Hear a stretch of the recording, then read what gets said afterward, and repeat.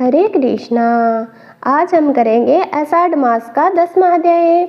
आप सभी का दिन शुभ और मंगलमय हो। भगवान श्री कृष्ण की कृपा आप सभी पर बनी रहे। आज सुनिए आषाढ़ मास का 10वां अध्याय और आप जानेंगे सुपर्णा संगम, पूर्वस्तर, पंच तीर्थ, समी तीर्थ आदि तीर्थ के बारे में। वृद्धा संगम तीर्थ की महिमा का वर्णन श्री ब्रह्मा जी नारद जी से कहते हैं। इसके बाद सुपर्णा संगम तथा कादरवा संगम नामक तीर्थ था, जहाँ भगवान महेश्वर गंगा के तट पर स्थित है।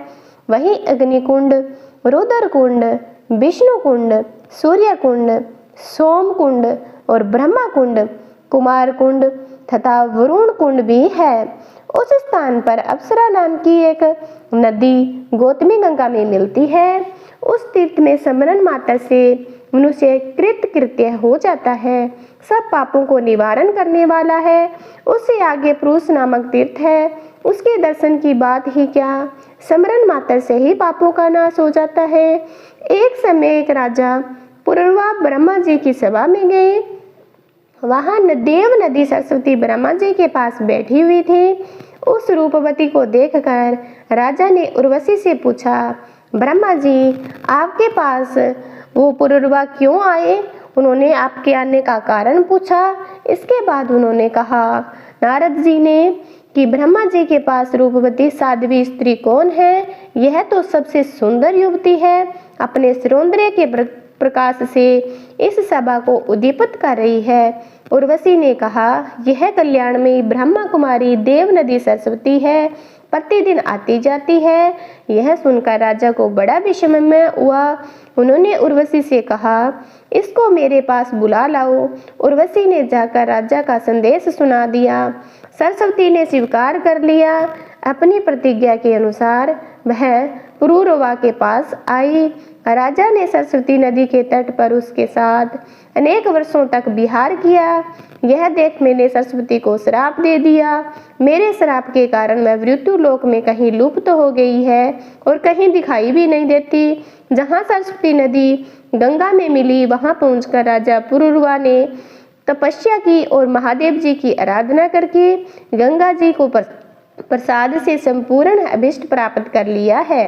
तब से उस स्थान का नाम पुरुवंश तीर्थ, सरस्वती संगम और ब्रह्मा तीर्थ पड़ गया है।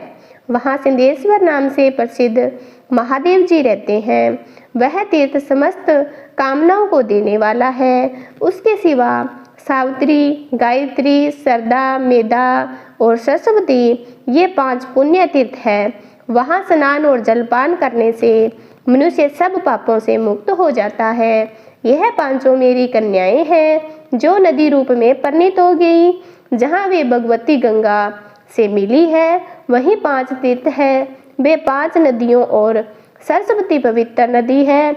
मनुष्य उनमें से स्नान दान आदि जो भी कुछ करता है, वह सब अभिलक्षित वस्तुओं को देने वाली है और निष्कर्म्य से बढ़कर मोक्ष का साधक माना गया है। समी तीर्थ के नाम से जिसकी प्रसिद्धि है, वह सभी पापों की शांति करने वाला है। नारद उस तीर्थ की कथा सुनाता है।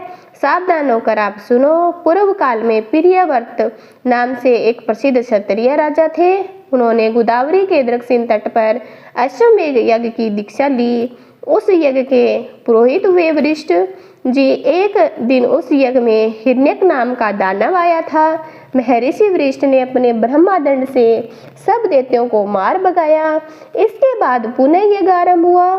दैत्य अपनी सेना के साथ भाग खड़ा हुआ। वहां अनेक प्रकार तीर्थों ने अश्वमेध यज्ञ के फल दिए।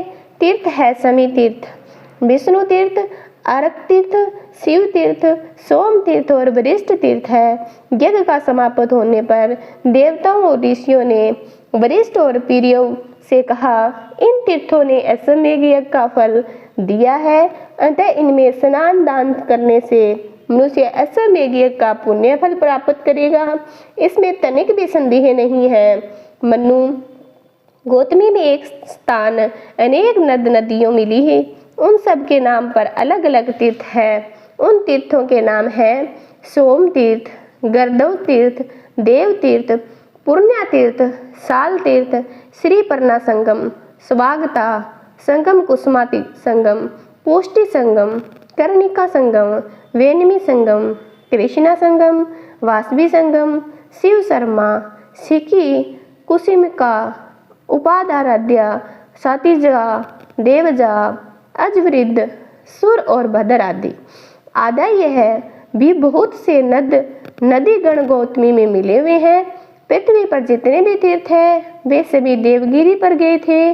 फिर वे भी क्रमश गंगा में आ मिले। कोई नदी रूप में था और कोई नंद रूप में था। किसी का रूप सरोवर के आकार में था और किसी का स्रोत्र के आकार में था। वे भी सब तीर्थ अलग अलग विखायित हो गए, अनेक टुकड़ों में बंट गए। उन्होंने भी स्नान, जप, होम, पितृ तर्पण आदि कर्म समस्त कामनाओं की पूर्ति करने वाला मुक्तिदायक माना गया है। जो इनके नामों का पाठ या स्मरण करता है वह सब पापों से मुक्त होकर भगवान विष्णु के धाम में जाता है। वृद्धा संगम नामक एक प्रसिद्ध तीर्थ है जहाँ बृहदेश्वर नामक शिव का निवास है। तीर्थ की कथा सब पापों को नाश करने वाली है। पूर्व काल में एक महातपस्वी मुनि के, उनका नाम वृद्ध गौतम था। वे जब बालक थे तब किसी तरह पिता ने उनका यज्ञोपवीत मात्र कर दिया। इसके बाद वे बाहर भ्रमण करने को चले गए। उन्हें केवल गायत्री मंत्र याद था। वेदों का अध्ययन और शास्त्रों का अभ्यास नहीं कर सके। केवल गायत्री का जप और अग्निहोत्र नियम पूर्वक कर लेते थे। इतने से ही उनका ब्रह्म तत्व सुरक्षित था। विधि पूर्वक अग्नि की उपासना और गायत्री जप करने से उनकी आयु बहुत बढ़ गई। यूं भी उनकी अवस्था अधिक हो चुकी थी, किंतु शादी न हो सकी। उन्होंने कोई कन्या देने वाला नहीं मिला। गौतम अलग अलग तीर्थों, वनों और पवित्र आश्रमों में भ्रमण करते रहते।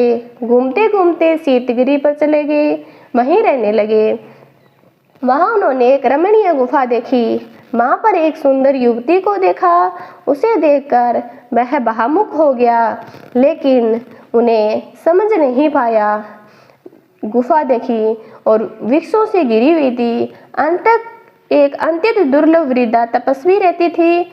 उसके सभी अंग शिथिल हो गए। वह वितरागिणी ब्रह्मचारिणी थी, एकांत में रहा करती थी।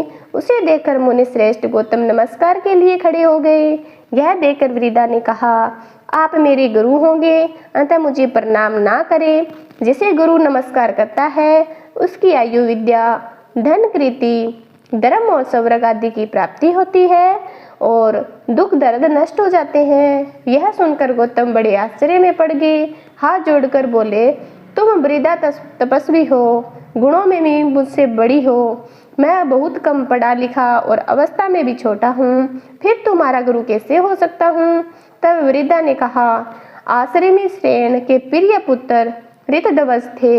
बड़े गुणवान, बुद्धिमान, शूरवीर तथा क्षत्रिय धर्म में तत्पर रहने वाले थे। एक दिन वे शिकार खेलने के लिए वन में आ गए और इसी गुफा में आकर विश्राम करने लगे। यहाँ उन पर एक सुंदरी अप्सरा की दृष्टि पड़ी। उसका नाम था सुश्यामा था, गंधर्वराज की कन्या थी। राजा ने उसे देखा। दोनों के मन में एक दूसरे से मिलने की इच्छा हुई। ऋतध्वज ने सुश्यामा के साथ विहार किया।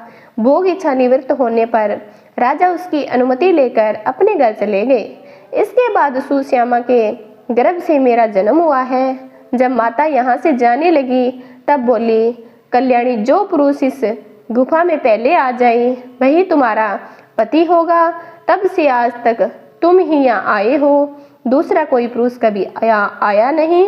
ब्राह्मण और किसी ने मेरा वरण नहीं किया है, ना ही मेरी माता है, ना ही मेरे पिताजी है। आप ही अपने मालिक हूँ। अब तक ब्रह्मचर्य व्रत करती रही हूँ, अब पुरुष की इच्छा रखती हूँ, आप मुझे स्वीकार करें। तब गौतम ऋषि बोले, भद्रे, मेरी अवस्था तो अभी 1000 वर्ष की ही है और तुम 90,000 वर्ष की हो गई हो। मैं बालक, तुम वृद्धा, यह संबंध योग्य नहीं है। तब वृद्धा कहने लगी, पूर्व काल में आप मेरे पति नियत कर दिए गए थे, अब दूसरा कोई मेरा पति नहीं हो सकता। विधाता ने आपको मुझे दिया है, अब आप मुझे अस्वीकार ना करें। मुझ में कोई दोष नहीं है, मैं आप में ही भक्ति रखती हूँ। तब भी यदि आप मुझे ग्रहण करना नहीं चाहते तो आपके देखते देखते अपने प्राण को त्याग दूंगी। यदि अभीष्ट वस्तु की प्राप्ति ना हो, प्राणियों के लिए मर जाना ही अच्छा है। प्रेमी जन के परित्याग से जो पाप लगता है उसका अंत नहीं। वृद्धा की बात सुनकर गौतम ऋषि ने कहा, मुझ में ना तपस्या है ना विद्या है, मैं कुरूप और निर्धन हूँ, अतः तुम्हारे लिए योग्य वर नहीं हो सकता। पहले सुंदर रूप और उत्तम विद्या की प्राप्ति करके मुझे तुम्हारी बात माननी चाहिए। तब वृद्धा कहने लगी, ब्राह्मण, मैंने अपनी तपस्या से सरस्वती देवी को संतुष्ट किया है, साथ ही रूप देने वाली अग्नि भी मुझ पर प्रसन्न है, अतः वागेश्वरी देवी आपको विद्या देगी और रूपमान अग्निदेव रूप प्रदान करेंगे। यूं कहकर वृद्धा सरस्वती और अग्नि की प्रार्थना करके गौतम विद्वान और सुपवान बना दिया। तब उन्होंने बड़ी प्रसन्नता के साथ वृद्धा को पत्नी बनाया और कितने ही वर्षों तक उसके साथ विहार किया। एक दिन वरिष्ठ और वामदेवादी महर्षि पुण्यतीर्थों में घूमते हुए उस गुफा में आ गए। गौतम और उसकी पत्नी वहां आए हुए ऋषि मुनियों का विधिवत स्वागत किया। उनमें से कुछ लोगों ने गौतम का उपवास करते हुए पूछा, बूढ़ी माँ, ये बताओ कि गौतम तुम्हारे पुत्र लगते हैं या पोते? कल्याणी, सच सच बताना। वृद्ध पुरुष के लिए युवती स्त्री विष के समान है और वृद्धा स्त्री के लिए युवा पुरुष अमृत के समान। प्रिय और अप्रिय का संयोग हमने दीर्घ काल के बाद यही देखा है। गौतम और उनकी पत्नी दोनों इस पर प्रयास को सुनकर चुप रह गया। आतिथ्य ग्रहण करके सब महर्षि चले गए। उनकी बातों को याद करके यह दोनों दंपति बहुत दुखी हुए।